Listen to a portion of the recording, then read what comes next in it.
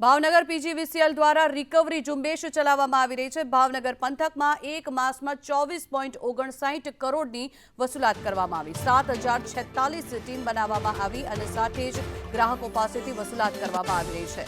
24 કરોડથી પણ વધુની વસૂલાત કરવામાં આવી છે, જેને લઈને સતત અત્યારે તૈયારી હાથ ધરવામાં આવી છે। વધુ માહિતી મેળવીએ, સંવાદદાતા મયુર દવે આપણી સાથે જોડાયા છે। મયુર, જણાવશો ખાસ કરીને જે બાકી રહેલી લેણી રકમના જે નાણાં છે, જે ભરપાઈ નથી કરવામાં આવ્યા, તેની સામે શું અત્યારે કાર્યવાહી કરાઈ રહી છે?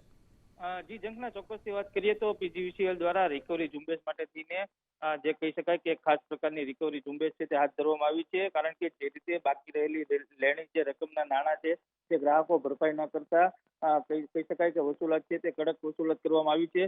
રિકવરી ઝુંબેશ દ્વારા જે બાકી રકમની લેણી જે રકમ છે તેમાં એક માસ દરમિયાન 24.59 કરોડની છે તે વસૂલાત કરવામાં આવી છે।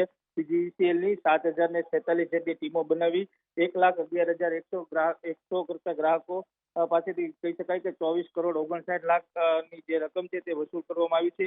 એટલે કહી શકાય છે કે જે રીતે પીજીવીસીએલની રિકવરી ટીમ જે અત્યારે બાકી રહેલા નાણાં જે ભરપાઈ ન કરવામાં આવતા કહી શકાય કે જે બાકી લેણા જે ગ્રાહકો છે તેમાં પણ ફફડાટ છે તે જોવા મળી રહ્યો છે। જી મયુર, આભાર સમગ્ર માહિતી બદલ।